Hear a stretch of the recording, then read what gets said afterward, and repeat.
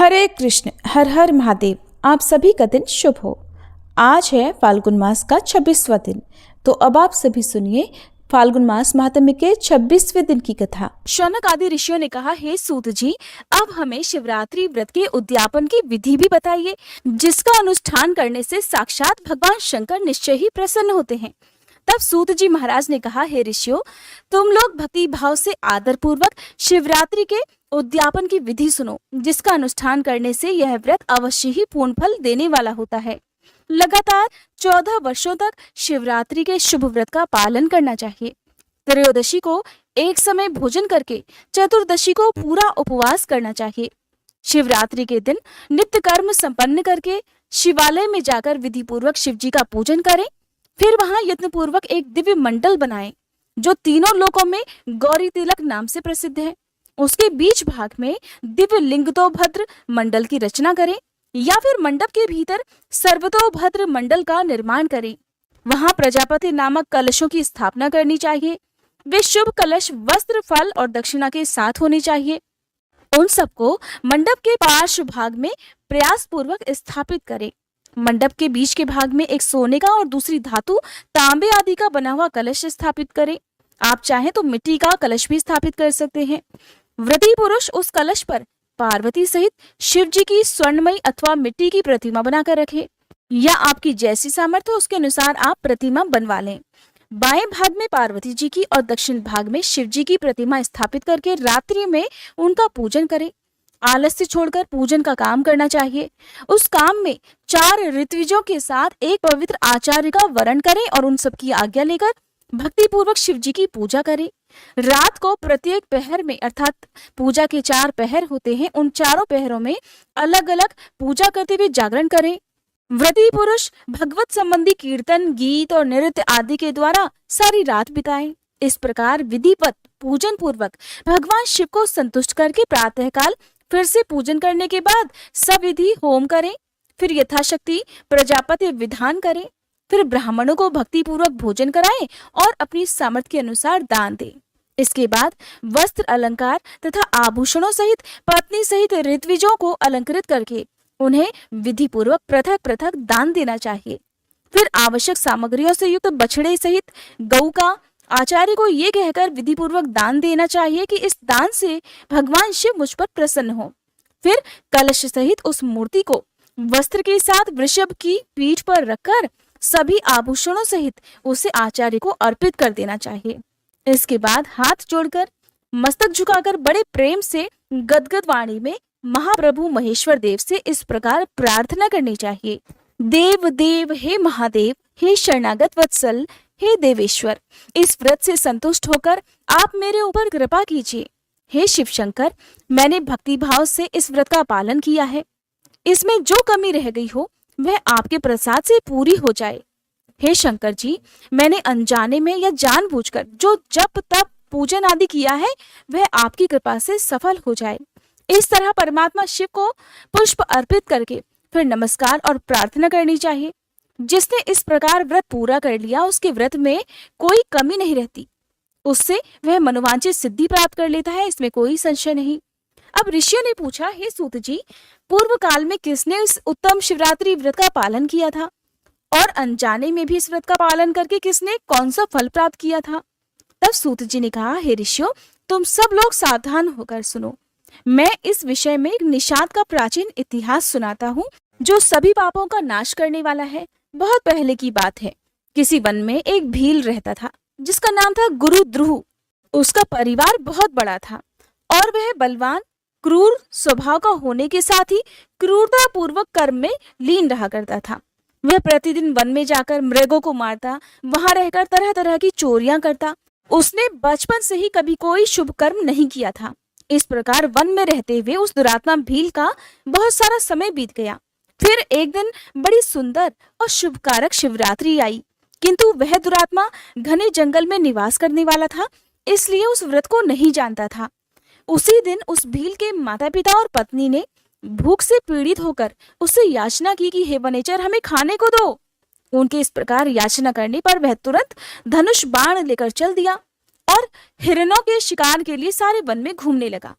दैवयोग से उसे उस दिन कुछ भी नहीं मिला और सूर्य अस्त हो गया। इससे उसको बड़ा दुख हुआ और वह सोचने लगा कि अब मैं क्या करूं, कहाँ जाऊं? आज तो कुछ भी नहीं मिला। घर में जो बच्चे हैं उनका और मेरे माता पिता का क्या होगा? मेरी जो पत्नी है उसकी भी क्या दशा होगी? अतः मुझे कुछ लेकर ही घर जाना चाहिए, नहीं तो घर ही नहीं जाना चाहिए। ऐसा सोचकर वह शिकारी एक जलाशय के पास पहुंचा और वहां पानी में उतरने का जो घाट था वहीं जाकर खड़ा हो गया। अब वह मनी मन ये विचार कर रहा था कि यहाँ तो कोई ना कोई जीव पानी पीने के लिए जरूर आएगा। मैं उसी को मारकर उसे साथ लेकर बड़ी खुशी से अपने घर को जाऊंगा। ऐसा निश्चय करके वह शिकारी एक बेल के पेड़ पर चढ़ गया और वहीं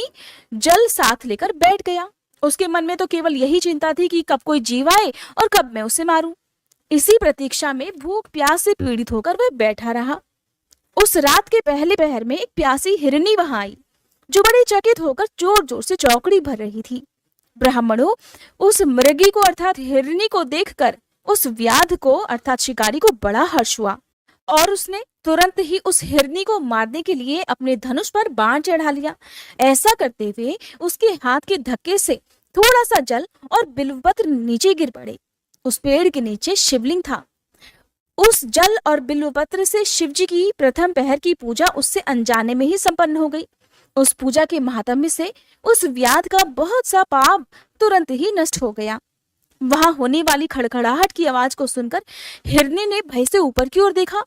तो शिकारी को देखते ही वो तो व्याकुल हो गई और बोली, व्याध, तुम क्या करना चाहते हो? मेरे सामने सच सच बताओ। हिरनी की बात सुनकर वह व्याध कहने लगा कि आज मेरे कुटुंब के लोग भूखे हैं, इसलिए तुमको मारकर मैं उनकी भूख मिटाऊंगा और उन्हें तृप्त करूंगा। शिकारी का यह करुण वचन सुनकर, जिसे रोकना बहुत कठिन था, जो उसे मारने पर उतारू था, उस दुष्ट भील को बाण ताने देखकर वह हिरनी सोचने लगी कि अब मैं क्या करूं, कहाँ जाऊं? अच्छा, कोई उपाय सोचती हूँ। ऐसा विचार कर उसने वहां इस प्रकार कहा कि भील, मेरे मांस से तुमको सुख होगा। इस अनर्थकारी शरीर के लिए इससे अधिक और महान पुण्य का कार्य हो भी क्या सकता है? उपकार करने वाले प्राणी को इस लोक में जो पुण्य प्राप्त होता है उसका तो 100 वर्षों में भी वर्णन नहीं किया जा सकता। परंतु हे व्याध, इस समय मेरे सब बच्चे मेरे आश्रम में ही हैं। मैं उन्हें अपनी बहन को या अपने स्वामी को सौंपकर लौट आऊंगी, इसलिए तुम मेरी इस बात को झूठ मत समझो। मैं फिर तुम्हारे पास लौट आऊंगी, इसमें कोई संशय नहीं। सत्य से ही तो धरती टिकी हुई है, सत्य से ही समुद्र अपनी मर्यादा में स्थित है और सत्य से ही निर्झरों से अर्थात झरनों से जल की धाराएं गिरती रहती हैं। सत्य में ही तो सब कुछ स्थित है। सूत जी कहते हैं, हिरनी के ऐसा कहने पर भी जब व्याध ने उसकी बात नहीं मानी, तब उसने अत्यंत विस्मित और भयभीत होकर फिर से इस प्रकार कहना प्रारंभ कर दिया कि व्याध सुनो, मैं तुम्हारे सामने ऐसी शपथ खाती हूँ जिससे घर जाने पर मैं अवश्य ही तुम्हारे पास लौट आऊंगी। ब्राह्मण अगर वेद बेचे और तीनों काल में पूजा ना करे तो उसे जो पाप लगता है, पति की आज्ञा का उल्लंघन करके अपनी मर्जी से कार्य करने वाली स्त्रियों को जिस पाप की प्राप्ति होती है, किए हुए उपकार को न मानने वाले और भगवान शंकर से विमुख रहने वाले, दूसरों से द्रोह करने वाले, धर्म को लांघने वाले अर्थात धर्म के विपरीत आचरण करने वाले और विश्वासघात और छल करने वाले लोगों को जो पाप लगता है, वही पाप मुझे भी लग जाए अगर मैं लौटकर यहाँ पर ना आऊं। इस तरह बहुत सारी शपथ खाकर जब वह हिरनी चुपचाप खड़ी हो गई, तब उस भील ने उस पर विश्वास करके कहा कि अच्छा, अब तुम अपने घर को जाओ। तब वह हिरनी बड़े खुशी के साथ पानी पीकर अपने आश्रम में चली गई। इतने में ही रात का वह पहला प्रहर व्याध के जागते जागते ही बीत गया। तब उस हिरनी की बहन दूसरी हिरनी, जिसका पहली ने ध्यान किया था, उसी की राह देखते हुए जल पीने के लिए वहीं आ गई। उसे देखकर भील ने स्वयं बाणों को तरकश से खींचा। ऐसा करते समय फिर से पहले की तरह भगवान शिव के ऊपर जल और बेलपत्र गिर गए। उसके द्वारा महात्मा शंभु की दूसरे पहर की पूजा भी संपन्न हो गई। यद्यपि वह अनजाने में हुई थी, फिर भी व्याध के लिए तो वह सुखदायिनी ही हो गई। हिरनी ने उसे बाण खींचते हुए देखा तो पूछा, हे वनेचर, ये क्या कर रहे हो? उस व्याध ने पहले की तरह उत्तर दिया कि मैं अपने भूखे परिवार को तृप्त करने के लिए तुझे मारूंगा। ये सुनते ही वह हिरनी बोल उठी, व्याध, मेरी बात सुनो, मैं धन्य हूँ।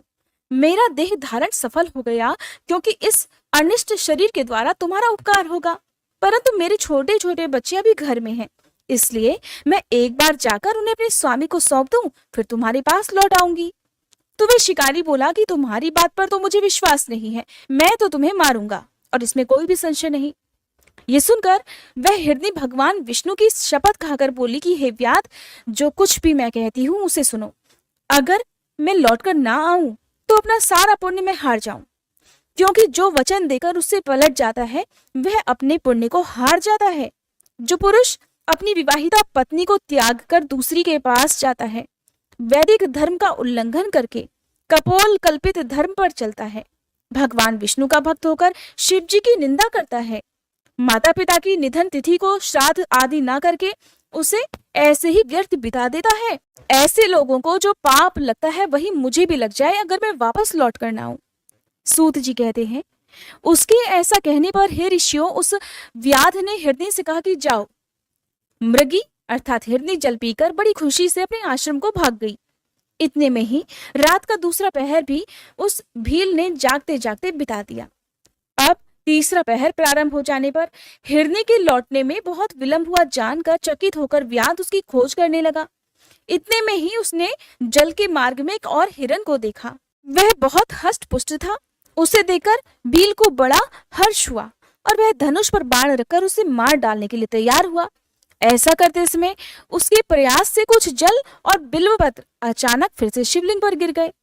अनजाने में ही उससे उसके सौभाग्य से भगवान शिव की तीसरे पहर की पूजा भी संपन्न हो गई। इस तरह भगवान ने उस पर अपनी दया दिखाई। पत्तों के गिरने आदि का शब्द सुनकर उस हिरन ने व्याध की ओर देखा तो पूछा कि क्या कर रहे हो। तो वह व्याध कहने लगा, मैं अपने परिवार का पेट भरने के लिए तुम्हारा वध करूंगा। उस व्याध की ये बात सुनकर हिरन के मन में बड़ा हर्ष हुआ और तुरंत ही व्याध से इस प्रकार बोला कि मैं धन्य हूँ, मेरा हष्टपुष्ट होना आज सफल हो गया, क्योंकि मेरे शरीर से आप लोगों की तृप्ति होगी। जिसका शरीर परोपकार के काम में नहीं आता उसका सब कुछ व्यर्थ चला गया।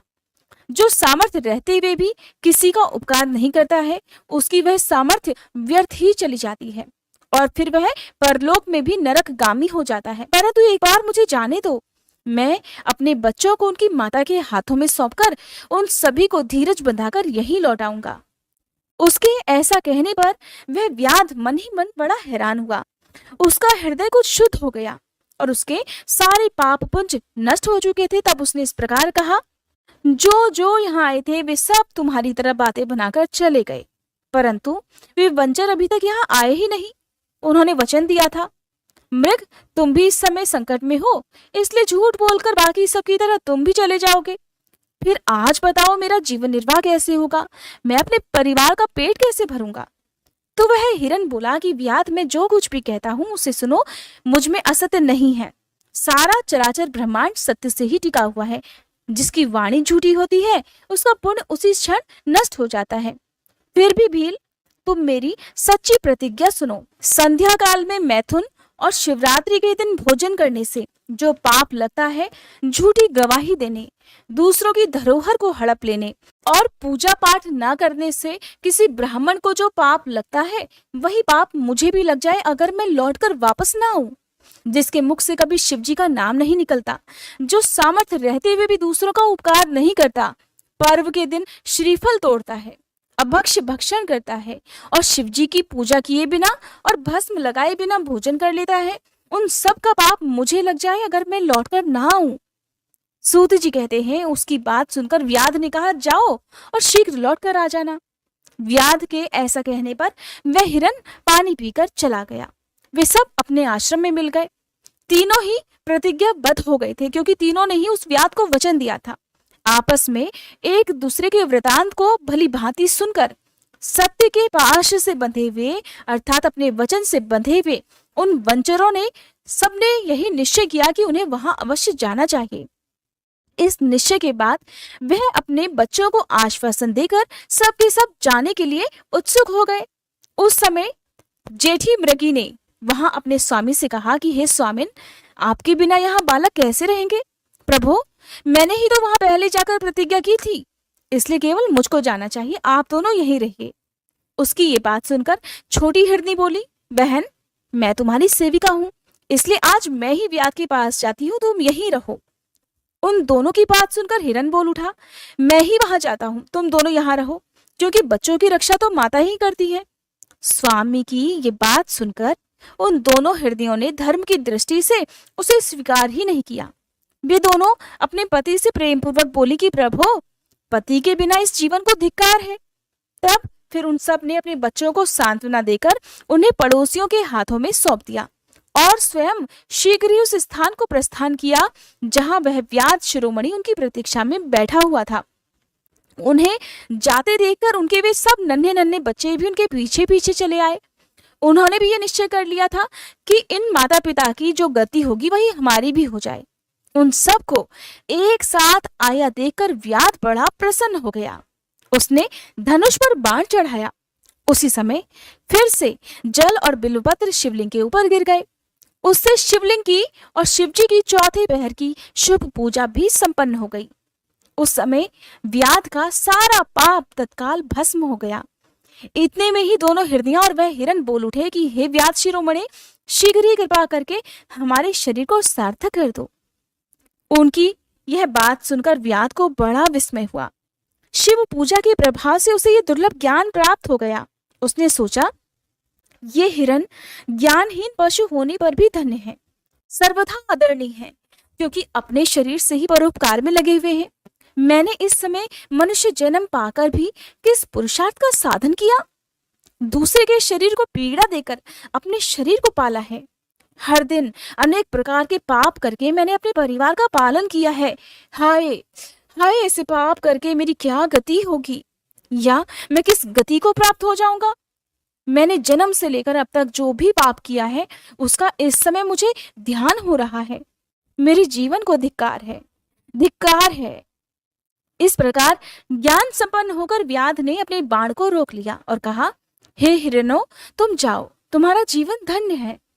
व्याध के ऐसा कहने पर भगवान शंकर तुरंत ही प्रसन्न हो गए। उन्होंने व्याध को अपने सम्मानित और पूजित स्वरूप का दर्शन कराया और कृपा पूर्वक उसके शरीर का स्पर्श करके उससे बड़े प्रेम से कहा कि भील, मैं तुम्हारे व्रत से प्रसन्न हूँ, वर मांगो। व्याध अर्थात भील भी भगवान शिव के उस रूप को देखकर तत्काल जीवन मुक्त हो गया और मैंने सब कुछ पा लिया, ऐसा कहते हुए उनके चरणों में गिर पड़ा। उसके इस भाव को देखकर भगवान शिव भी मन ही मन बड़े प्रसन्न हुए और उसे गुह नाम देकर उसे कृपा दृष्टि से देखते हुए उन्होंने उसे दिव्य वर दिए। भगवान शिव बोले, व्याध सुनो, आज से तुम श्रृंगवेरपुर में उत्तम राजधानी का आश्रय लेकर दिव्य भोगों का उपभोग करो। तुम्हारे वंश की वृद्धि निर्विघ्न रूप से होती रहेगी। देवता भी तुम्हारी प्रशंसा करेंगे। व्याध, मेरे भक्तों पर स्नेह रखने वाले भगवान श्री राम एक दिन निश्चय ही तुम्हारे घर पधारेंगे और तुम्हारे साथ मित्रता करेंगे। तुम मेरी सेवा में मन लगाकर दुर्लभ मोक्ष पा जाओगे। उसी समय वे सब मृग भगवान शंकर का दर्शन और प्रणाम करके मृग योनि से मुक्त हो गए और दिव्य देहधारी होकर विमान पर बैठकर भगवान शिव के दर्शन मात्र से ही शाप मुक्त होकर दिव्य धाम को चले गए। तब से अर्बुद पर्वत पर भगवान शिव व्याधेश्वर के नाम से प्रसिद्ध हुए, जो दर्शन और पूजन करने पर तत्काल भोग और मोक्ष प्रदान करने वाले हैं। हे महर्षियों, वह व्याध भी उस दिन से दिव्य भोगों का उपभोग करता हुआ अपनी राजधानी में रहने लगा। उसने भगवान श्री राम की कृपा पाकर शिव जी का सायुज्य प्राप्त कर लिया। अनजाने में ही इस व्रत का अनुष्ठान करने से उसको सायुज्य मोक्ष मिल गया और फिर जो भक्ति भाव से संपन्न होकर इस व्रत को करते हैं वे शिव जी का शुभ सायुज्य प्राप्त कर लें, इसके लिए तो कहना ही क्या है। संपूर्ण शास्त्रों और अनेक प्रकार के धर्मों के विषय में तरह तरह विचार करके इस शिवरात्रि व्रत को सबसे उत्तम बताया गया है। इस लोक में जो नाना प्रकार के व्रत, विविध तीर्थ, तरह तरह के विचित्र दान, अनेक प्रकार के यज्ञ, तरह तरह के तप और बहुत से जप आदि हैं, वे सब भी इस शिवरात्रि व्रत की समानता कभी नहीं कर सकते। इसलिए अपना हित चाहने वाले मनुष्यों को इस शुभतर व्रत का अवश्य ही पालन करना चाहिए। ये शिवरात्रि व्रत दिव्य है, इससे सदा भोग और मोक्ष की प्राप्ति होती है। हे महर्षियों, ये शुभ शिवरात्रि व्रत व्रतराज के नाम से विख्यात है। इस विषय में सब बातें मैंने तुम्हें बता दी, अब और क्या सुनना चाहते हो? तब ऋषियों ने पूछा कि हे सूत जी, शिव कौन है, विष्णु कौन है, रुद्र कौन है और ब्रह्मा कौन है? इन सब में निर्गुण कौन है? कृपया आप इस संदेह का निवारण कीजिए। तो सूत जी ने उनके संदेह का निवारण करते हुए कहा कि हे महर्षियों, वेद और वेदांत के विद्वान ऐसा मानते हैं कि निर्गुण परमात्मा से सबसे पहले जो सगुण रूप से प्रकट हुआ उसी का नाम शिव है। शिव से पुरुष सहित प्रकृति उत्पन्न हुई। उन दोनों ने मूल स्थान में स्थित जल के भीतर तप किया। वह स्थान पंचक्रोशी काशी के नाम से विख्यात है, जो भगवान शिव को अत्यंत प्रिय है। ये जल संपूर्ण विश्व में व्याप्त था। उस जल का आश्रय लेकर योग माया से युक्त श्री हरि वहां सोए।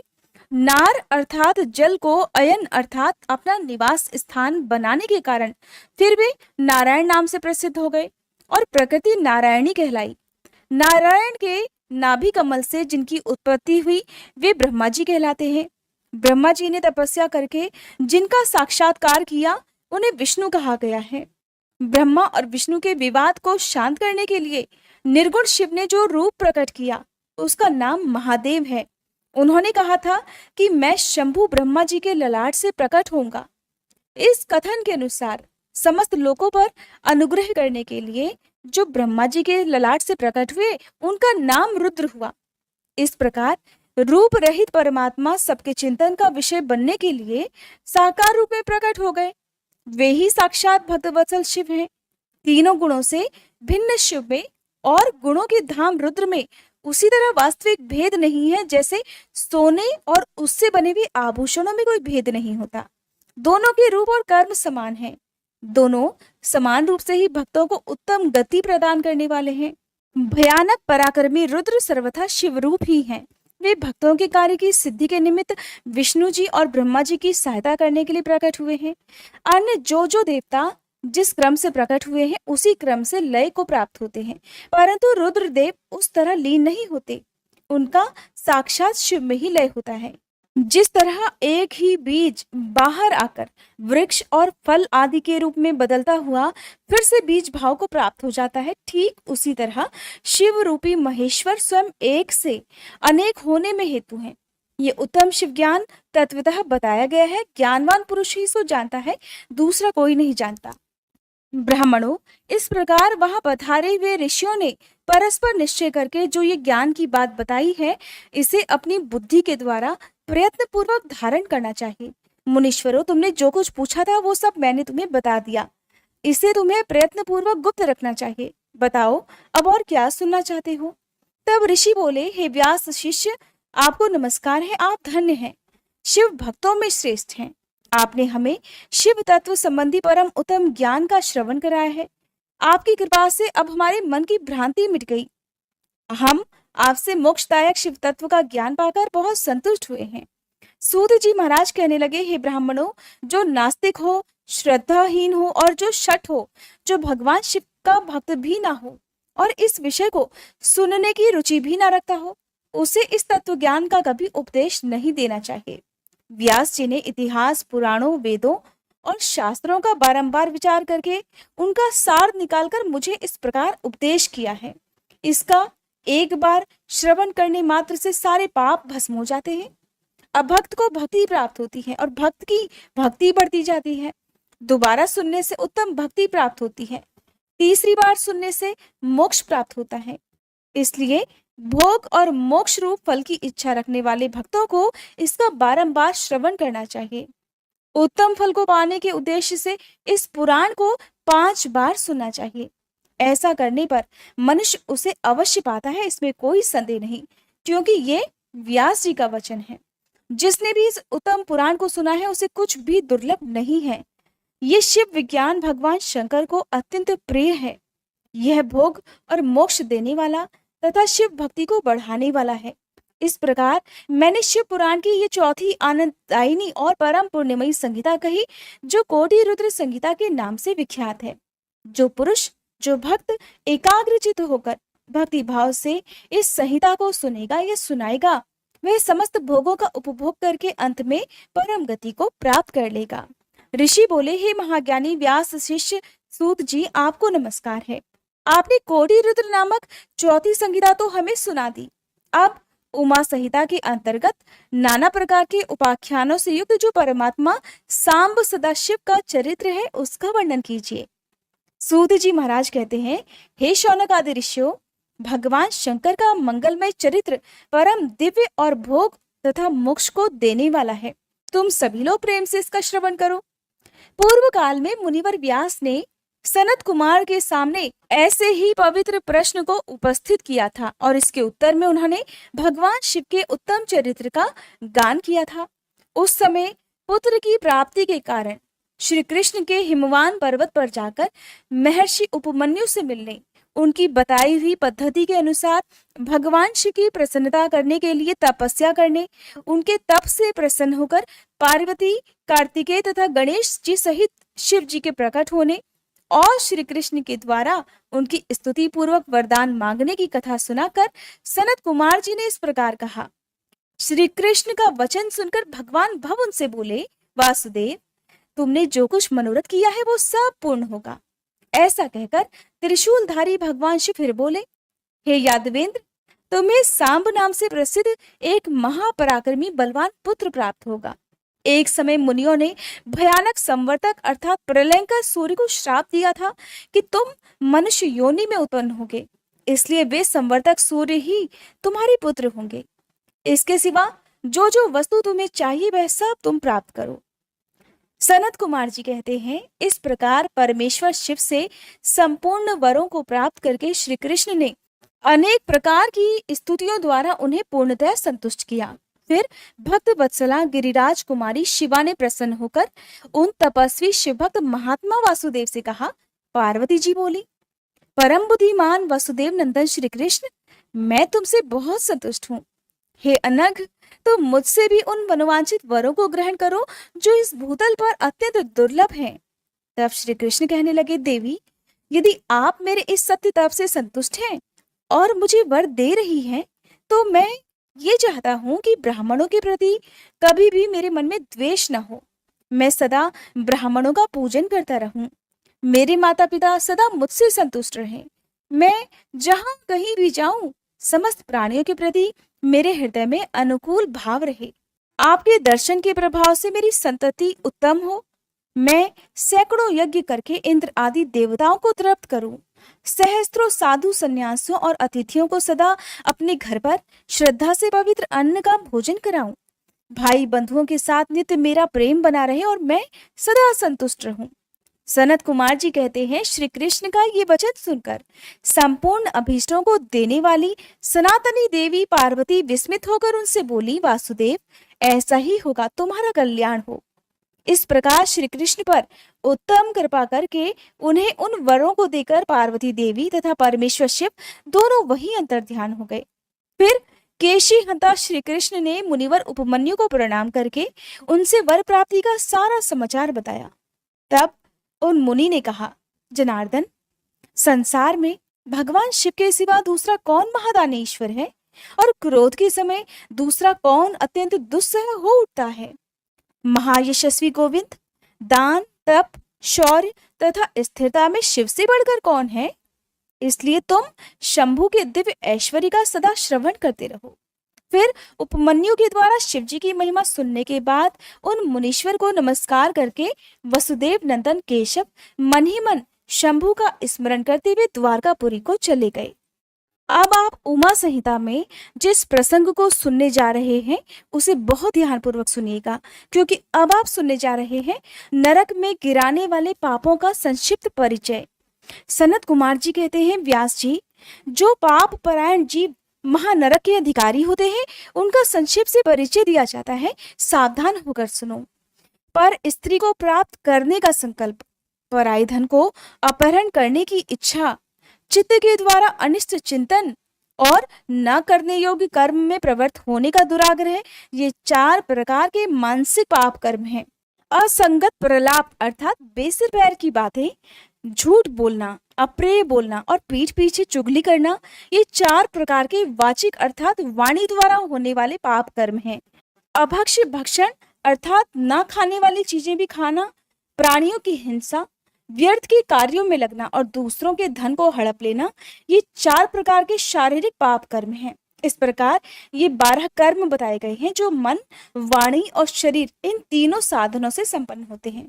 जो संसार सागर से पार उतारने वाले महादेव जी से द्वेष करते हैं, वे सब के सब नरकों के समुद्र में गिरने वाले हैं। उनको बड़ा भारी पाप लगता है।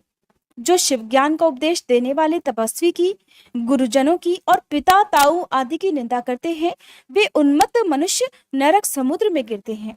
ब्रह्म हत्यारा, मदिरा पीने वाला, स्वर्ण चुराने वाला, गुरु पत्नी को कुदृष्टि से देखने वाला और इन चारों से संपर्क रखने वाला भी पांचवी श्रेणी का पापी, ये सब के सब महापाप की कहे गए हैं। जो क्रोध से, लोभ से, भय से और द्वेष से ब्राह्मण के वध के लिए महान मर्मभेदी दोष का वर्णन करता है, वह ब्रह्म हत्यारा होता है। जो ब्राह्मण को बुलाकर फिर उसे कोई भी वस्तु देने के बाद फिर से ले लेता है और जो निर्दोष पुरुष पर दोषारोपण करता है, वह मनुष्य भी ब्रह्म हत्यारा होता है। जो भरी सभा में उदासीन भाव से बैठे हुए श्रेष्ठ द्विज को अपनी विद्या के अभिमान से अपमानित करके उसे निस्तेज कर देता है, उसे मौन कर देता है, उसे भी ब्रह्म हत्यारा कहा गया है। जो दूसरों के यथार्थ गुणों का भी बलात् खंडन करके, अर्थात दूसरों के अच्छा होने पर भी अपने झूठे गुणों द्वारा अपने आप को ही सबसे अच्छा साबित करता है, वो भी निश्चय ही ब्रह्म हत्यारा होता है। जो सांडों द्वारा बाही जाती हुई गौओं के तथा गुरु से उपदेश ग्रहण करते हुए द्विजों के कार्य में विघ्न डालता है, उसे ब्रह्म हत्यारा कहते हैं। जो देवताओं, ब्राह्मणों तथा गौओं के उपयोग के लिए दी हुई भूमि को हर लेता है, उसे भी ब्रह्म हत्यारा कहा गया है। देवता और ब्राह्मण के धन को हर लेना तथा अन्याय से धन कमाना ब्रह्म हत्या के समान ही पाप जानना चाहिए। जिस किसी व्रत, नियम तथा यज्ञ को ग्रहण करके उसे त्याग देना, फिर पंच महायज्ञों का अनुष्ठान न करना मदिरापान के समान पाप बताया गया है। पिता और माता को त्याग देना, झूठी गवाही देना, ब्राह्मण से झूठा वादा करना, शिव भक्तों को मांस खिलाना और अभक्ष्य वस्तु को खाना, ये सब ब्रह्म हत्या के तुल्य ही कहे गए हैं। वन में निरपराध प्राणियों का वध करना भी ब्रह्म हत्या के समान है। साधु पुरुष को चाहिए कि वह ब्राह्मण के धन को त्याग दे, उसे धर्म के काम में भी न लगाए, नहीं तो ब्रह्म हत्या का दोष लगता है। गौओं के रास्ते में, वन में तथा गांव में जो लोग आग लगाते हैं, वे भी ब्रह्म हत्या ही करते हैं। इस तरह के जो भयानक पाप हैं, वे ब्रह्म हत्या के समान माने गए हैं। ब्राह्मण के धन का अपहरण करना, पैतृक संपत्ति के बंटवारे में उलटफेर करना, अत्यंत अभिमान और अधिक क्रोध करना, पाखंड फैलाना, किसी का उपकार न मानना, विषयों में अत्यंत आसक्त होना, कंजूसी करना, सत्पुरुषों से द्वेष रखना, पर स्त्री समागम करना, श्रेष्ठ कुल की कन्याओं को कलंकित करना, यज्ञ, बाग, बगीचे, सरोवर तथा स्त्री पुरुषों का विक्रय अर्थात उन्हें बेचना, तीर्थ यात्रा, उपवास तथा व्रत और उपनयन आदि का सौदा करना, स्त्री के धन से अपनी जीविका चलाना, स्त्रियों के अत्यंत वशीभूत होना, स्त्रियों की रक्षा न करना तथा छल से पराई स्त्रियों का सेवन करना, ब्रह्मचर्य आदि व्रतों को त्याग देना, दूसरों के आचरण का सेवन करना, असत शास्त्रों का अध्ययन करना, सूखे तर्क का सहारा लेना, देवता, अग्नि, गुरु, साधु और ब्राह्मणों की निंदा करना, पितृ यज्ञ और देव यज्ञ को त्याग देना, अपने कर्मों का परित्याग करना, बुरे स्वभाव को अपना लेना, नास्तिक होना, पापों में लगना और सदा झूठ बोलना, इस तरह के पापों से युक्त स्त्री पुरुषों को उपपातकी कहा गया है। जो मनुष्य गौओं, ब्राह्मण कन्याओं, स्वामी, मित्र और तपस्वी महामनाओं के कार्य नष्ट कर देते हैं, वे नरकगामी माने गए हैं। जो ब्राह्मणों को दुख देते हैं, उन्हें मारने के लिए शस्त्र उठाते हैं, जो ब्राह्मण होकर भी शूद्रों की सेवा करते हैं और जो कामवश मदिरा पान करते हैं, जो पाप परायण, क्रूर और हिंसा के प्रेमी हैं, जो गौशाला में, अग्नि में, जल में और सड़कों पर, पेड़ों की छाया में, पर्वतों पर, बगीचों में, देव मंदिरों के आसपास मलमूत्र का त्याग करते हैं, बांस, ईंट, पत्थर, काठ, सिंग और कीलों द्वारा जो रास्ता रोकते हैं, रास्ते में अवरुद्ध उत्पन्न करते हैं या दूसरों के खेत आदि की सीमा यानी कि मेड़ मिटा देते हैं, छल से दूसरों के खेत को अपने खेत में मिला लेते हैं, छल से शासन करते हैं, छल कपट के कामों में ही लगे रहते हैं, किसी को ठग कर लाई हुए पाक, अन्न और वस्त्रों का छल से ही उपयोग करते हैं, जो स्त्री, पुत्र, मित्र, बाल, वृद्ध, दुर्बल, आतुर, भृत्य, अतिथि और बंधुजनों को भूखा छोड़कर स्वयं खा लेते हैं। जो अजितेंद्रिय पुरुष स्वयं नियमों को ग्रहण करके फिर उन्हें त्याग देते हैं, संन्यास धारण करके भी फिर से घर बसा लेते हैं। गौओं को क्रूरतापूर्वक मारते हैं और बार बार उनका दमन करते हैं। जो दुर्बल पशुओं का पोषण नहीं करते, अर्थात जब तक वे दूध देने के लायक होते हैं अपने घर पर पालते हैं, फिर जब वे स्थिति में नहीं रहते तो उन्हें सड़कों पर छोड़ देते हैं और उन्हें हमेशा ही छोड़कर रखते हैं, कभी फिर वापस उनकी सेवा नहीं करते। या फिर कुछ पशुओं पर अधिक भार लाद कर उन्हें पीड़ा देते हैं और सहन न होने पर भी बलपूर्वक उन्हें हल या गाड़ी में जोतते हैं या उनसे असह्य बोझ खिंचवाते हैं, जो उन पशुओं को खिलाए बिना ही भार ढोने या हल खींचने के काम में जोत देते हैं। बंधे हुए भूखे पशुओं को चरने के लिए नहीं छोड़ते और जो भार से घायल, रोग से पीड़ित, भूख से आतुर गाय बैलों का यत्न पूर्वक पालन नहीं करते, वे सब के सब गौ हत्यारे और नरकगामी माने गए हैं। जो पापी मनुष्य बैलों के अंडकोश कुटवाते हैं और बंधिया गाय को जोतते हैं, वे महानारकी हैं। कुछ लोग ऐसा भी करते हैं।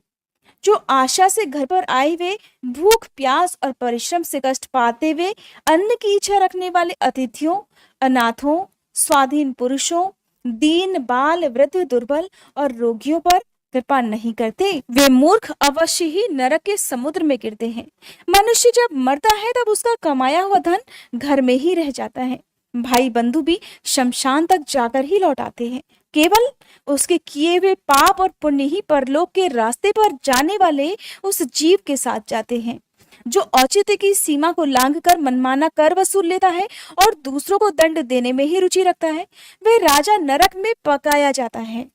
जिस राजा के राज्य में प्रजा घूसखोरों अपनी रुचि के अनुसार कम दाम देकर अधिक कीमत का माल लेने वाले अधिकारियों और चोर डाकुओं से अधिक सताई जाती है, वह राजा भी नरकों में पकाया जाता है। पराई स्त्रियों के साथ व्यभिचार और चोरी करने वाले प्रचंड पुरुषों को जो पाप लगता है, वही पर स्त्रीगामी राजा को भी लगता है।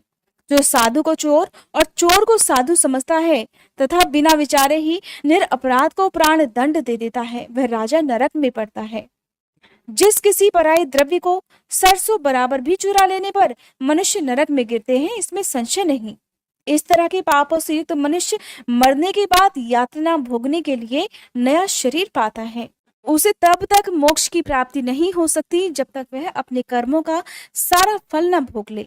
इसलिए जाने अनजाने में किए गए पाप का प्रायश्चित कर लेना चाहिए, नहीं तो 100 करोड़ कल्पों में भी बिना भोगे हुए पाप का नाश नहीं हो सकता। अर्थात कहने का तात्पर्य यह है कि जो मन, वाणी और शरीर द्वारा स्वयं पाप करता है, दूसरों से कराता है और किसी के दुष्कर्म को सहयोग करता है, उसके लिए पाप गति ही फल है, अर्थात उसे नरक ही मिलता है। इसलिए पाप चाहे छोटा हो या बड़ा, उसका फल अवश्य ही भोगना पड़ता है। बेहतर यही होगा कि हम अपने पुराणों में वर्णित जो भी कथाएं हैं, जो भी ज्ञान दिया गया है, उसे जरूर पढ़ें और अगर हम पढ़ लें तो दूसरों को सुनाएं, दूसरों को समझाएं, ताकि सबको इस बारे में ज्ञान मिल सके। आप सुनिए शिव सहस्त्र नाम का हिंदी अनुवाद।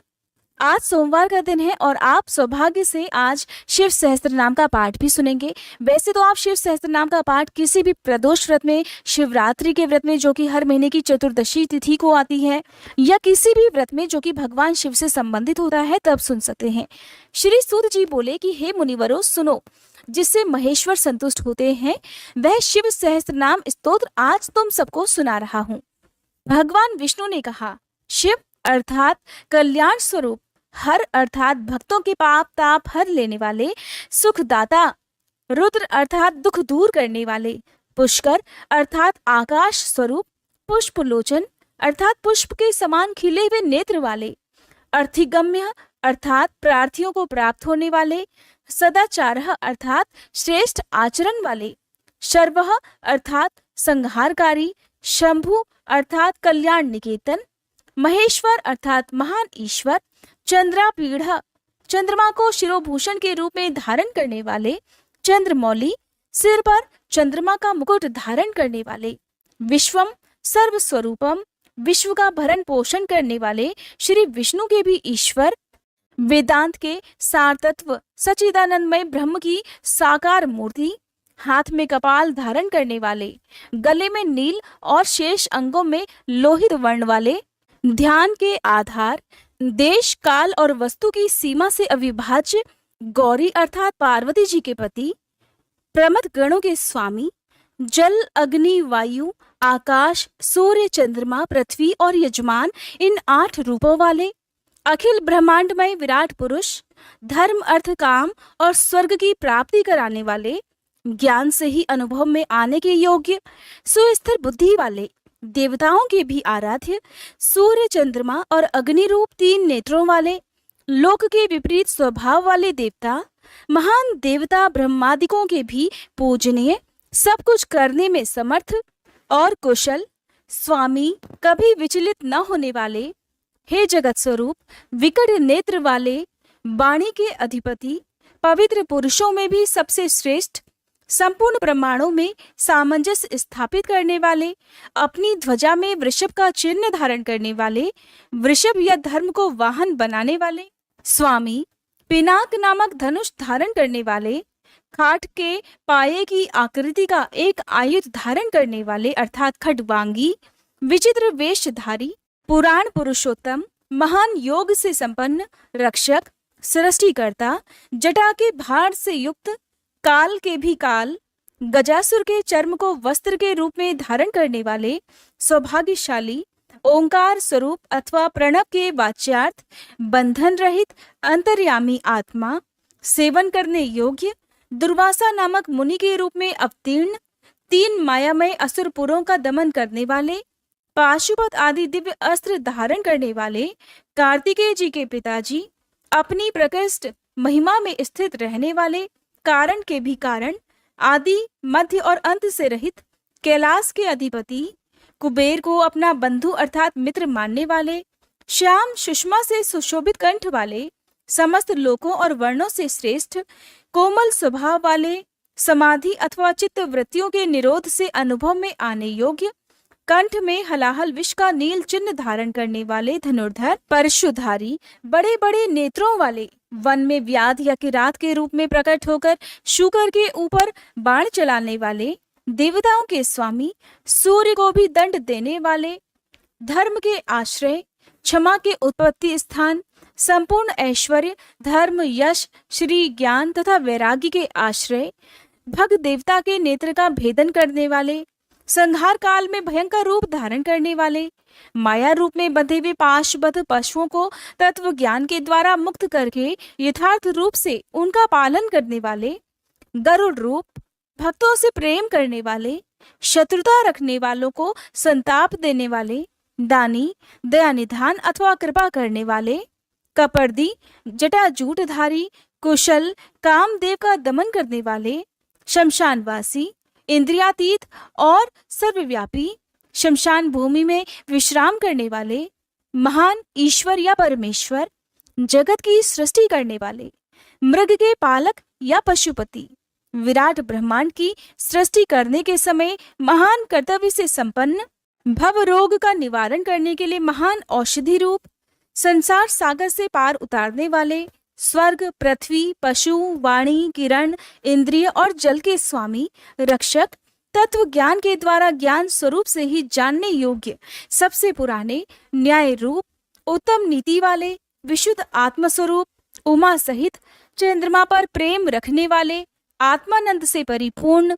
सोमपान करने वाले अथवा सोमनाथ रूप से चंद्रमा के पालक, समाधि के द्वारा स्वरूप भूत अमृत का आस्वादन करने वाले, भक्तों के लिए सौम्य रूपधारी, महान तेज से संपन्न, परम कांतिमान, प्रकाश स्वरूप, अमृत रूप, अन्न रूप, अमृत के पालक, जिनके मन में कभी किसी के प्रति शत्रु भाव नहीं पैदा हुआ हो, ऐसे समदर्शी अर्थात अजात शत्रु, प्रकाश स्वरूप, सम्मानीय, अग्नि स्वरूप, जगत के श्रेष्ठा, वेदों के प्रकट करने वाले, ढक्कनाथ के रूप में चतुर्दश माहेश्वर सूत्रों के प्रणेता, नित्य स्वरूप, सांख्य शास्त्र के प्रणेता भगवान कपिलाचार्य, अपनी प्रभा से सबको प्रकाशित करने वाले, तीनों लोकों के दृष्टा, हाथ में पिनाक नामक धनुष धारण करने वाले, पृथ्वी के देवता, ब्राह्मण अथवा पार्थिव लिंग रूप, कल्याणदाता, कल्याणकारी, विशुद्ध बुद्धि वाले, विश्व का धारण पोषण करने में समर्थ तेज वाले, तेज की सृष्टि करने वाले, सर्वव्यापी, सब में व्याप्त, ब्रह्मा जी के उत्पादक, जगत के सृष्टा, सृष्टि स्वरूप, कनेर के फूल को पसंद करने वाले, त्रिकालदर्शी, कार्तिकेय के छोटे भाई शाक स्वरूप, स्कंद के छोटे भाई विशाख स्वरूप अथवा विशाख नामक ऋषि, वेद वाणी की शाखाओं का विस्तार करने वाले, मंगलमय, भव रोग का निवारण करने वाले, वैद्यों में सर्वश्रेष्ठ, गंगा के प्रवाह रूप जल को सिर पर धारण करने वाले, कल्याण स्वरूप, पूर्णतम अथवा व्यापक, ब्रह्मांड रूपी भवन के निर्माता अर्थात थवई, अचंचल अथवा स्थाणु रूप, मन को वश में रखने वाले, शरीर, मन और इंद्रियों से अपनी इच्छा के अनुसार काम लेने वाले, पंच भौतिक रथ अर्थात शरीर का संचालन करने वाले, बुद्धि रूप सारथी, प्रमथ गणों के साथ रहने वाले, गण स्वरूप, उत्तम कीर्ति वाले, संशयों को काट देने वाले, मनुष्यों द्वारा अभिलषित समस्त कामनाओं के अधिष्ठाता, परम देव, सकाम भक्तों की कामनाओं को पूर्ण करने वाले, अपने श्री अंगों में भस्म रमाने वाले, भस्म के प्रेमी, भस्म पर शयन करने वाले, अपने प्रिय भक्तों को चाहने वाले,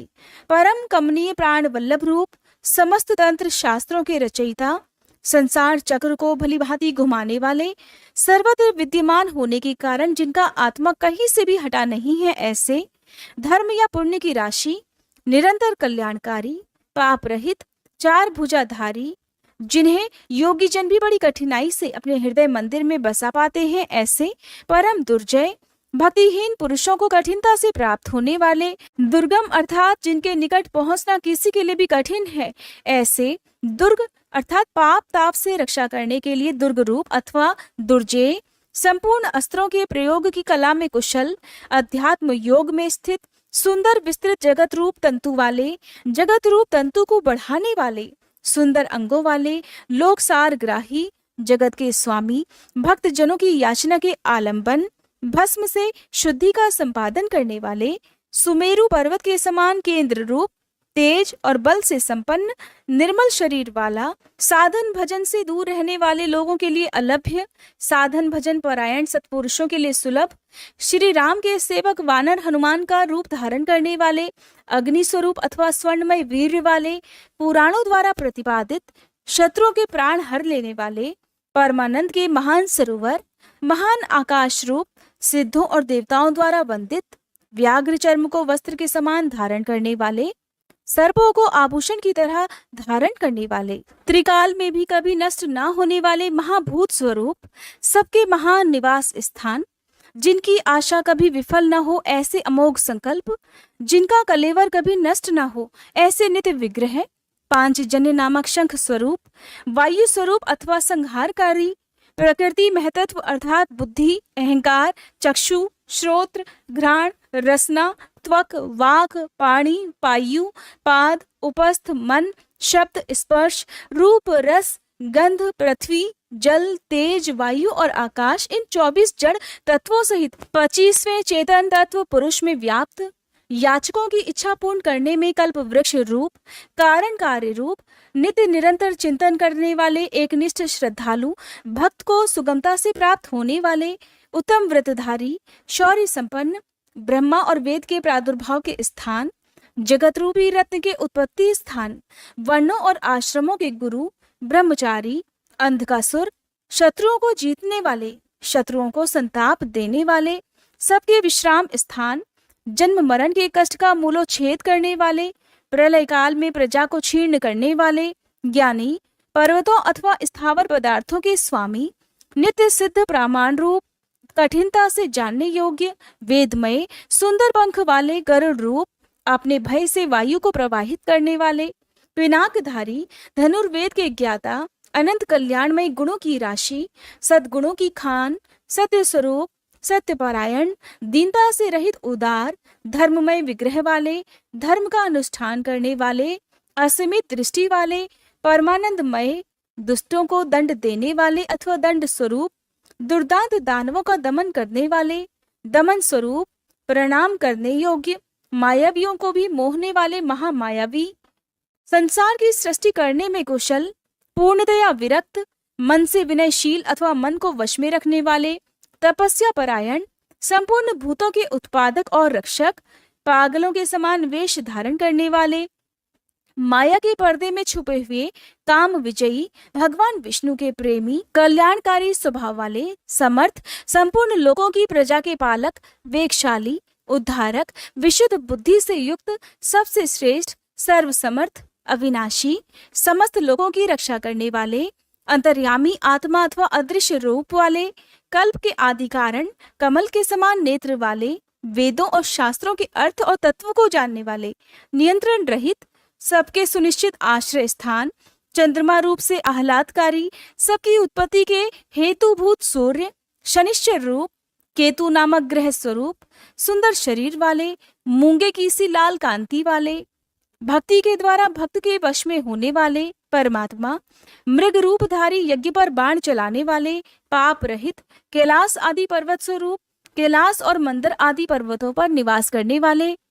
सबके प्रियतम, पर ब्रह्म परमेश्वर, समस्त संसार के गुरु, संपूर्ण कर्मों के आश्रय स्थान, सदा प्रसन्न, मंगलकारी, मंगल कारिणी शक्ति से संयुक्त, महान तपस्वी, दीर्घ काल तक तप करने वाले, अत्यंत स्थूल, अति प्राचीन और अत्यंत स्थिर, दिन और संवत्सर आदि काल रूप से स्थित, अंश काल स्वरूप, व्यापकता स्वरूप, प्रत्यक्ष आदि प्रमाण स्वरूप,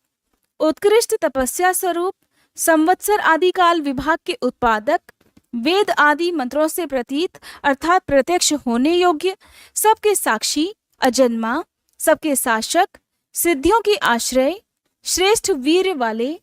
प्रमथ गणों की महती सेना से संपन्न, सुयोग्य योगी, महान तेज से संपन्न, समस्त साधनाओं के फल, सभी भूतों के आदि कारण, इंद्रियों की ग्रहण शक्ति के अविषय, सब भूतों के वास स्थान, उदार मन वाले, सत्य स्वरूप, समस्त पापों का अपहरण करने के कारण हर नाम से प्रसिद्ध,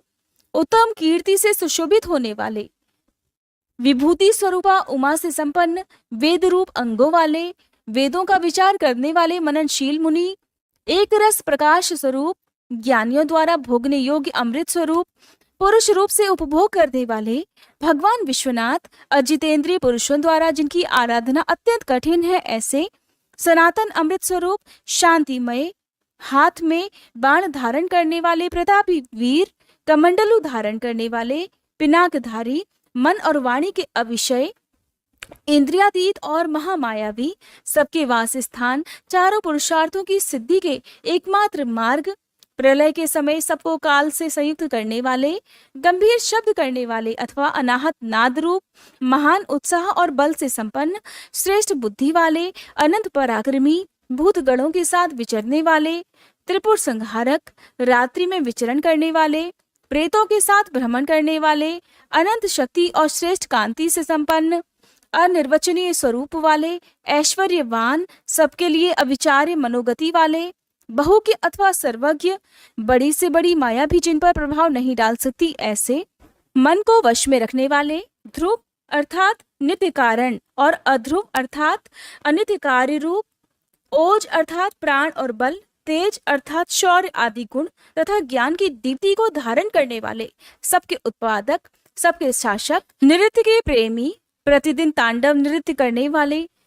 प्रकाश स्वरूप, सूर्य आदि को भी प्रकाश देने वाले, ओंकार रूप स्पष्ट अक्षर वाले, ज्ञानवान, ऋक, साम और यजुर्वेद के मंत्र स्वरूप, सबके प्रति समान भाव रखने वाले, संसार सागर से पार होने के लिए नौका रूप, युगादि का आरंभ करने वाले तथा चारों युगों को चक्र की तरह घुमाने वाले, गांभीर्य से युक्त, नंदी नामक वृषभ पर सवार होने वाले, परमानंद स्वरूप होने से सर्वप्रिय, संपूर्ण विशेषणों से रहित, शिष्ट पुरुषों के इष्ट देव, अनन्य चित्त से निरंतर स्मरण करने वाले भक्तों के लिए सुगमता से प्राप्त होने योग्य, सार तत्व की खोज करने वाले, तीर्थ स्वरूप, तीर्थ नामधारी अथवा जिनका नाम भवसागर से पार लगाने वाला है, ऐसे तीर्थ सेवन से अपने स्वरूप का दर्शन कराने वाले अथवा गुरु कृपा से प्रत्यक्ष होने वाले, चरणोदक स्वरूप, तीर्थ को देने वाले, जल के निधान समुद्र रूप, उपादान कारण रूप से सब भूतों के आश्रय अथवा जगत रूप प्रपंच के अधिष्ठान,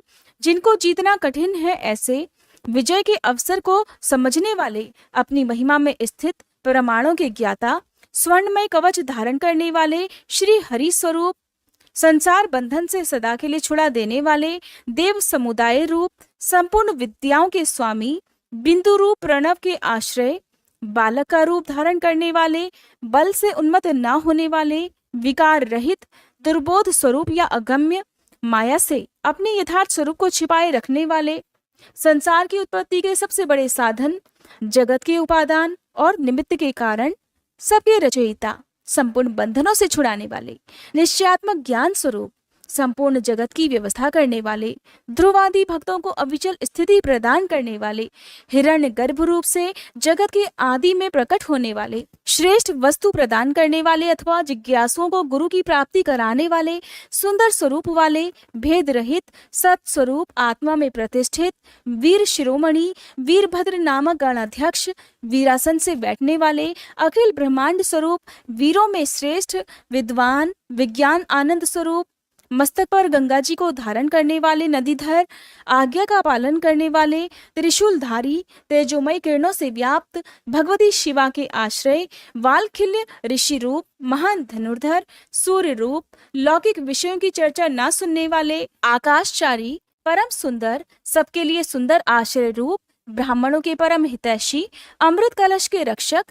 कुशिक वंशी इंद्र स्वरूप, प्रकाश किरणों से युक्त, समस्त प्राणियों के लय के स्थान, समस्त कामनाओं को सिद्ध करने वाले, ललाट में तीसरा नेत्र धारण करने वाले, जगत स्वरूप, सार तत्व स्वरूप, संसार चक्र को धारण करने वाले, जिनका दंड कभी व्यर्थ नहीं जाता है, ऐसे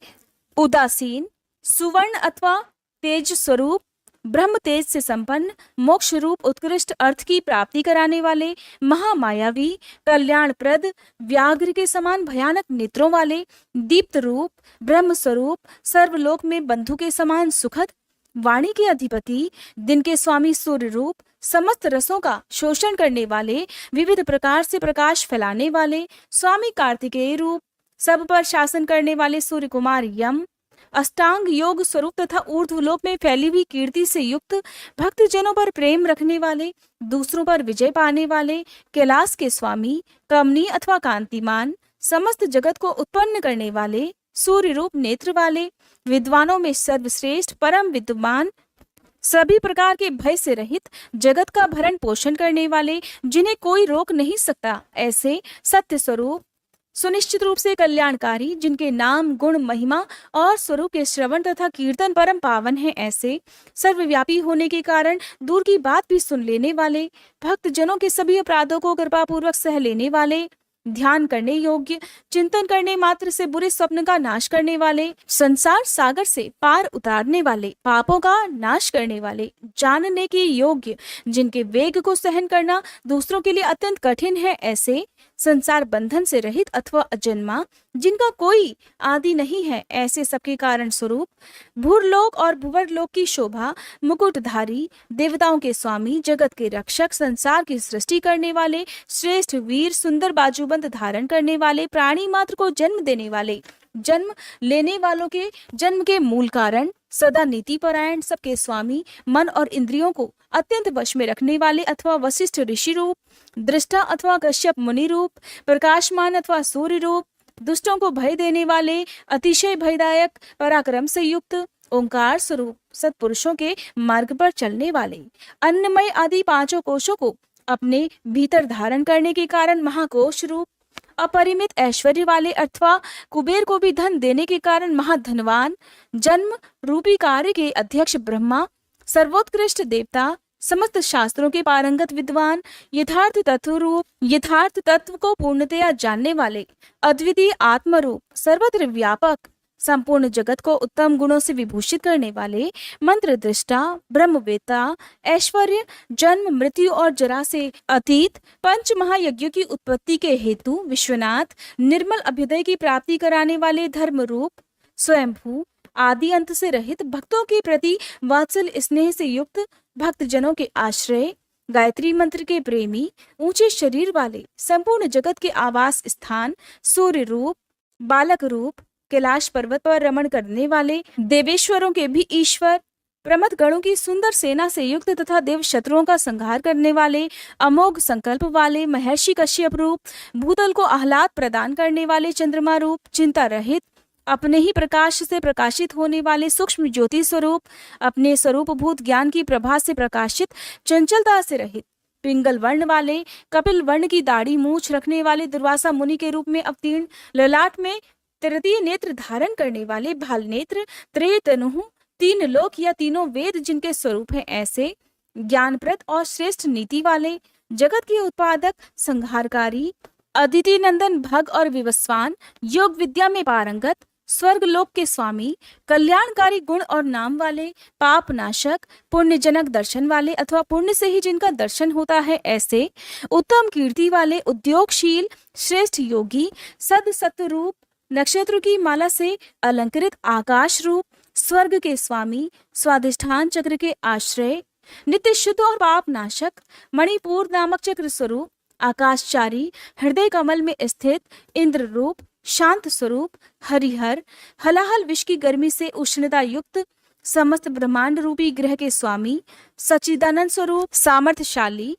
अनर्थ का नाश करने वाले, अधर्म नाशक, बुद्धि की पहुंच से परे अथवा जानने में न आने वाले, बहुत से नामों द्वारा पुकारे और सुने जाने वाले, ब्रह्मा जिनके गर्भस्थ शिशु के समान है ऐसे, विश्व ब्रह्मांड प्रलय काल में जिनके गर्भ में रहता है ऐसे, धर्म रूपी वृषभ को उत्पन्न करने के लिए धेनु स्वरूप, धन की प्राप्ति कराने वाले, समस्त संसार का हित चाहने वाले, उत्तम ज्ञान से संपन्न अथवा बुद्ध स्वरूप,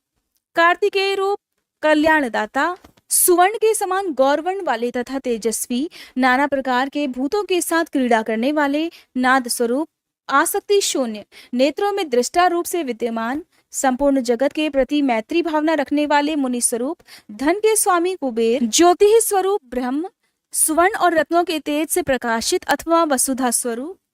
सूर्य आदि ज्योतियों के प्रकाशक, सर्वोत्तम महाज्योति स्वरूप, मातृकाओं के जन्मदाता होने के कारण मातामह, आकाश में विचरने वाले वायुदेव, सर्पमय हार धारण करने वाले, पुलत्स नामक मुनि, पुलह नामक ऋषि, कुंभ जन्मा अगस्त ऋषि, इसी नाम से प्रसिद्ध मुनि अर्थात जातुकर्ण्य, शक्ति के पुत्र तथा व्यास जी के पिता मुनिवर पराशर, आवरण शून्य तथा अवरोध रहित, ब्रह्मा जी के पुत्र नील लोहित रुद्र, विस्तृत यश वाले विष्णु स्वरूप,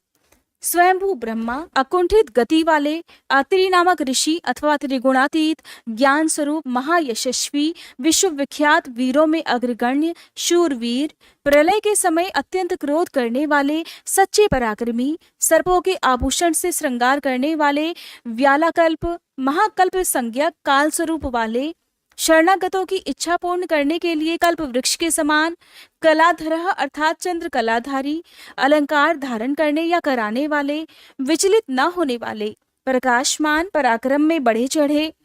आयु तथा वाणी के स्वामी, वेगशाली तथा कूदने या तैरने वाले, अग्नि रूप सहायक वाले, निर्लेप, प्रेमी भक्तों के घर पर अतिथि की तरह उपस्थित होकर उनका सत्कार ग्रहण करने वाले, इंद्र का मान मर्दन करने वाले, वृक्षों पर या वृक्षों के नीचे आसन लगाने वाले,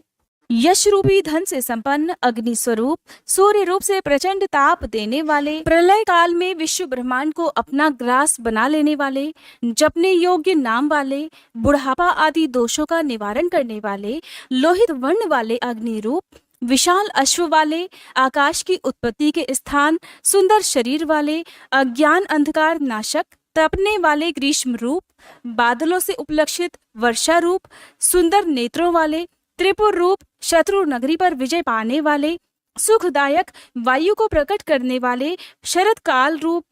जिनमें अन्न का सुंदर रूप से परिपाक होता है वह हेमंत काल रूप, सुगंधित मलयानिल से युक्त शिशिर ऋतु रूप, चैत्र वैशाख इन 2 मासों से युक्त वसंत रूप, ग्रीष्म ऋतु रूप, भाद्रपद मास रूप, धान आदि के बीजों की प्राप्ति कराने वाला शरतकाल, अंगिरा नामक ऋषि तथा उनके पुत्र देवगुरु बृहस्पति, अत्रि कुमार, दुर्वासा, निर्मल, संपूर्ण जगत का निर्वाह कराने वाले, पवित्र करने वाले, उत्तम बुद्धि वाले विद्वान, तीनों वेदों के विद्वान अथवा तीनों वेदों के द्वारा प्रतिपादित, वृषभ रूप श्रेष्ठ वाहन वाले, मन, बुद्धि और अहंकार स्वरूप आत्मा, शरीर रूपी क्षेत्र का पालन करने वाले परमात्मा, जमदग्नि नामक ऋषि रूप, अनंत बल के सागर, अपनी जटा से गंगा जी के जल को टपकाने वाले, विश्वविख्यात गालव मुनि अथवा प्रलय काल में कालाग्नि स्वरूप से जगत को निगल जाने वाले,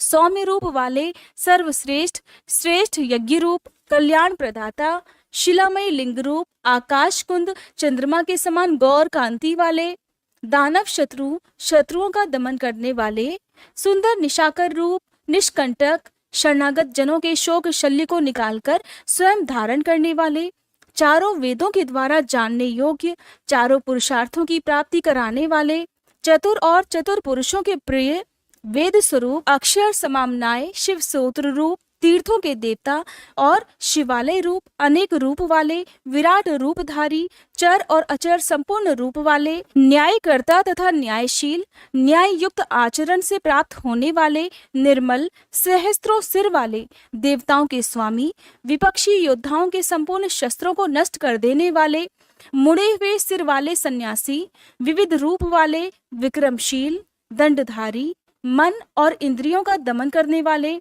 गुणों में सबसे श्रेष्ठ, पिंगल नेत्र वाले, जीव मात्र के साक्षी, नीलकंठ, निरोग, सहस्त्रों भुजाओं से युक्त, सबके स्वामी, शरणागत हितैषी, संपूर्ण लोकों को धारण करने वाले, कमल के आसन पर विराजमान, परम प्रकाश स्वरूप, परंपरागत फल की प्राप्ति कराने वाले, अपनी नाभि से कमल को प्रकट करने वाले विष्णु रूप, विराट ब्रह्मांड को गर्भ में धारण करने के कारण महान गर्भ वाले, संपूर्ण जगत को अपने उदर में धारण करने वाले, चतुर, कारण और कार्य के ज्ञाता, अभीष्ट वर देने वाले, वर्णीय अथवा श्रेष्ठ, डमरू का गंभीर नाद करने वाले, देवताओं तथा असुरों के गुरुदेव और आराध्य, देवताओं तथा असुरों से वंदित, देवता तथा असुर दोनों के बड़े मित्र, देवताओं और असुरों के महान ईश्वर, देवताओं और असुरों के शासक, अलौकिक स्वरूप वाले, देवताओं और असुरों के महान आश्रय, देवताओं के लिए भी देवता रूप, चित्त की सीमा से परे विद्यमान, देवाधिदेव ब्रह्मा जी से रुद्र रूप में उत्पन्न, सत पदार्थों की उत्पत्ति के हेतु, असुरों का विनाश करने के लिए व्याघ्र रूप, देवताओं में श्रेष्ठ, सूर्य रूप, देवताओं के नायकों में सर्वश्रेष्ठ, संपूर्ण श्रेष्ठ देवताओं के भी शिरोमणि, कल्याणमय शिव, तत्व के विचार में तत्पर, अणिमा आदि विभूतियों से संपन्न, कुमार कार्तिकेय के निवास भूत श्री शैल नामक पर्वत से प्रेम करने वाले, वज्रधारी इंद्र रूप, शत्रुओं को मार गिराने में जिनकी तलवार कभी असफल नहीं होती, ऐसे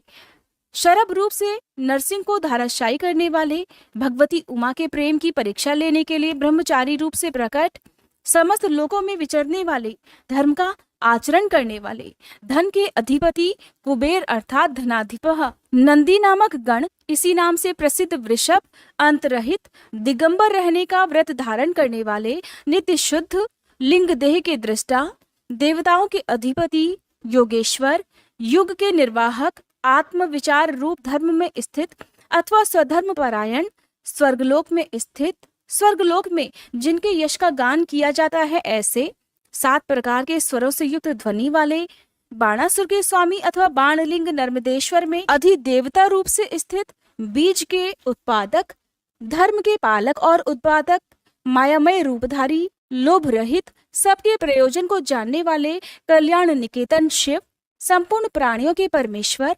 शमशानवासी, त्रिनेत्रधारी, धर्म मर्यादा के पालक, अनुपम रूप वाले, अलौकिक और सुस्पष्ट प्रकाश से युक्त, त्रिनेत्रधारी अथवा त्रयंबक नामक ज्योतिर्लिंग, नागहार से विभूषित, अंधकासुर का वध करने वाले, दक्ष के यज्ञ का विध्वंस करने वाले, यज्ञमय विष्णु का गला काटने वाले, दोष रहित, अविनाशी गुणों से संपन्न, देशद्रोही, पूषा देवता के दांत तोड़ने वाले, जटा के भार से विभूषित, खंडित परशु वाले, साकार एवं निराकार परमात्मा, पाप के स्पर्श से शून्य, काल के प्रभाव से रहित, सबके आधार, श्वेत कांति वाले, सुखदायक और तांडव नृत्यकारी, सर्वव्यापी पर ब्रह्म परमात्मा, भक्तों की अभिलाषा पूर्ण करने वाले, परम पवित्र, सुंदर कुमार हैं जिनके ऐसे सुंदर नेत्र वाले, साम गान के प्रेमी, क्रूरता रहित, पवित्र कीर्ति वाले, रोग शोक से रहित, मन के समान वेगशाली, तीर्थों के निर्माता, जटाधारी, सबके प्राणेश्वर, प्रलय काल में सबके जीवन का अंत करने वाले, सनातन, सुवर्णमय वीर वाले, धनदाता, सत्पुरुषों के आश्रय, शुभ कर्म करने वाले, सिद्धि स्वरूप, सत्पुरुषों के जन्मदाता, दुष्टों के लिए कंटक रूप, कलाधारी, महाकाल नामक ज्योतिर्लिंग स्वरूप अथवा काल के भी काल होने से महाकाल, सब लोगों को सौंदर्य प्रदान करने वाले, लोकोत्तर सुख के आश्रय, सोमनाथ रूप से चंद्रमा को जीवन प्रदान करने वाले सर्वशासक शिव, समस्त संसार में अव्यक्त रूप से व्यापक महेश्वर, संपूर्ण लोगों के बंधु और रक्षक, उपकार को मानने वाले, उत्तम यश से विभूषित, विनाश रहित अविनाशी, प्रजापति दक्ष का अंत करने वाले, संपूर्ण शस्त्रधारियों में श्रेष्ठ, तेजस्वी और कांतिमान, संपूर्ण जगत के लिए अग्रगण्य देवता अथवा जगत को आगे बढ़ाने वाले, अत्यंत सूक्ष्म पवित्र मुस्कान वाले, हर्ष भरे हृदय वाले, जिन पर विजय पाना अत्यंत कठिन है, ऐसे दुर्लंघ्य, तेजोमय, विश्वनाथ, आकार रहित परमात्मा, जल के स्वामी, तुम्बी की वीणा बजाने वाले, संहार के समय महान क्रोध करने वाले, शोक रहित, शोक का नाश करने वाले, तीनों लोकों का पालन करने वाले, त्रिभुवन के स्वामी, सबकी शुद्धि करने वाले, इंद्रियों और उनके विषयों से अतीत, अव्यक्त लक्षण वाले देवता, स्थूल सूक्ष्म रूप, प्रजाओं के पालक, श्रेष्ठ स्वभाव वाले, उत्तम गुणों वाले, सार तत्व, स्वाभिमान के धनी, सुख स्वरूप, सृष्टिकर्ता ब्रह्मा, प्रजापालक विष्णु, सूर्य स्वरूप, हंस के समान चाल वाले, गरुड़ पक्षी, ब्रह्मा धाता और विधाता नामक देवता स्वरूप, सृष्टिकर्ता, संहारकारी, चार मुख वाले ब्रह्मा, कैलाश के शिखर पर निवास करने वाले, सर्वव्यापी, निरंतर गतिशील वायु देवता, हिरण गर्भ और द्रुहिण अर्थात ब्रह्मा, प्राणियों का पालन करने वाले, पृथ्वी के स्वामी, श्रेष्ठ योगी, योग विद्या के ज्ञाता योगी, वर देने वाले, ब्राह्मणों के प्रेमी, देवताओं के प्रिय तथा रक्षक, देव तत्व के ज्ञाता, देवताओं का विचार करने वाले, विषम नेत्र वाले, बड़े बड़े नेत्र वाले, धर्म का दान और वृद्धि करने वाले, ममता रहित, अहंकार शून्य, मोह शून्य, उपद्रव या उत्पात से दूर, दर्प का हनन और खंडन करने वाले, स्वाभिमानी, समस्त ऋतुओं को बदलते रहने वाले, सहस्त्रों पर विजय पाने वाले, सहस्त्रों किरणों से प्रकाशमान सूर्य रूप, स्नेह युक्त स्वभाव वाले तथा उदार, भूत भविष्य और वर्तमान के स्वामी, सबकी उत्पत्ति के कारण, दुष्टों के ऐश्वर्य का नाश करने वाले, परम पुरुषार्थ रूप, प्रयोजन रहित, अनंत धनराशि के स्वामी, पराय कार्य को सिद्ध करने की कला के एकमात्र विद्वान, कंटक रहित, नित्य सिद्ध आनंद स्वरूप, स्वयं कपट रहित होकर दूसरे के कपट को नष्ट करने वाले, सत्व गुण से युक्त, सत्वनिष्ठ, सत्य कीर्ति वाले, जीवों के प्रति स्नेह के कारण विभिन्न आगमों को प्रकाश में लाने वाले, सुस्थिर, गुणों का आदर करने वाले, अनेक रूप होकर अनेक प्रकार के कर्म करने वाले, अत्यंत प्रसन्न, सुंदर मुख वाले, स्थूल भाव से रहित, सुंदर हाथ वाले, मलयानिल के समान सुखद, नंदी की पीठ पर सवार होने वाले, उत्तरदायित्व का भार वहन करने में समर्थ, भक्तों के सामने प्रकट होने वाले अथवा ज्ञानियों के सामने नित्य प्रकट, प्रेम बढ़ाने वाले, किसी से परास्त न होने वाले, संपूर्ण सत्वगुण के आश्रय अथवा समस्त प्राणियों की उत्पत्ति के हेतु गोलोक की प्राप्ति कराने वाले, सत्व स्वरूप, धर्ममय वृषभ से वाहन का काम लेने वाले, आधार रहित, अपने आप में ही स्थित, नित्य सिद्ध, पवित्र शरीर वाले, सुयश के धनी, वराह को मारकर उसके दाढ़ रूपी श्रृंगों को धारण करने के कारण श्रृंगी नाम से प्रसिद्ध, शक्तिशाली, अद्वितीय नेता, वेदों को प्रकाशित करने वाले, वेद ज्ञान से संपन्न, सबके एकमात्र सहायक, अनेक प्रकार के पदार्थों की सृष्टि करने वाले, श्री वत्सधारी विष्णु के लिए मंगलकारी, शांत और मंगल रूप, सर्वत्र संभाव रखने वाले, यश स्वरूप, पृथ्वी पर शयन करने वाले, सबको विभूषित करने वाले, कल्याण स्वरूप, प्राणियों की सृष्टि करने वाले, भक्तों के उत्पादक, कंपित न होने वाले, भक्ति स्वरूप, कालहा अर्थात कालनाशक, नील और लोहित वर्ण वाले, सत्यव्रतधारी और महान त्यागी, निरंतर शांत, परोपकार व्रती और अभीष्ट वरदाता, वैराग्यवान, विज्ञानवान, शुभ देने और करने वाले, स्वयं शुभ स्वरूप होने के कारण शुभ नामधारी, याचना रहित,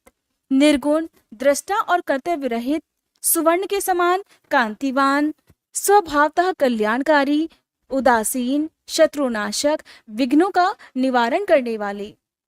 मोरपंख कवच और त्रिशूल धारण करने वाले, जटा, मुंडमाला और कवच धारण करने वाले, मृत्यु रहित, सर्वज्ञों में श्रेष्ठ, तेजपुंज, महामणि, कौस्तुभ आदि रूप, असंख्य नाम और रूप और गुणों से युक्त होने के कारण किसी के द्वारा मापे ना जा सकने वाले, पराक्रमी और पराक्रम के ज्ञाता, जानने योग्य, दीर्घ काल तक सती के वियोग में अथवा विशिष्ट योग की साधना में संलग्न हुए मन वाले, भूत और भविष्य के ज्ञाता मुनीश्वर रूप,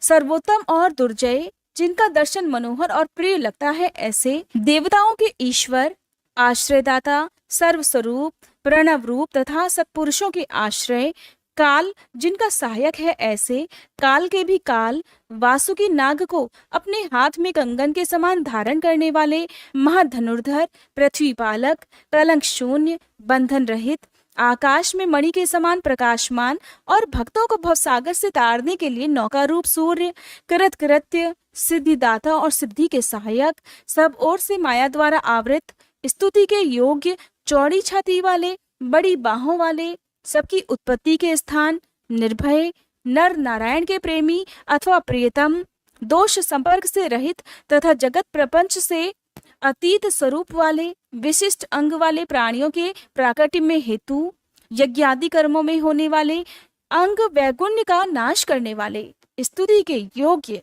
स्तुति के प्रेमी, स्तुति करने वाले, व्यास स्वरूप, अंकुश रहित, स्वतंत्र, मोक्ष प्राप्ति के निर्दोष उपाय रूप, विद्याओं के सागर, ब्रह्मानंद रस के प्रेमी, शांत बुद्धि वाले, शोभ या नाश से रहित, भक्तों का संग्रह करने वाले, सतत मनोहर, व्याघ्र चर्मधारी, ब्रह्मा जी के स्वामी, शाकल ऋषि रूप, रात्रि के स्वामी, चंद्रमा रूप, परमार्थ तत्व का उपदेश देने वाले, ज्ञानी गुरु दत्तात्रेय रूप, शरणागतों पर दया करने वाले, उमा सहित, भक्ति रस के ज्ञाता, प्रेम रस प्रदान करने वाले, समस्त प्राणियों को सहारा देने वाले। इस प्रकार श्री हरि प्रतिदिन सहस्त्र नामों द्वारा भगवान शिव की स्तुति, सहस्त्र कमलों द्वारा उनका पूजन और प्रार्थना किया करते थे। ये था शिव सहस्त्र नाम का हिंदी अनुवाद। उम्मीद है आज की ये कथा आपको पसंद आई होगी।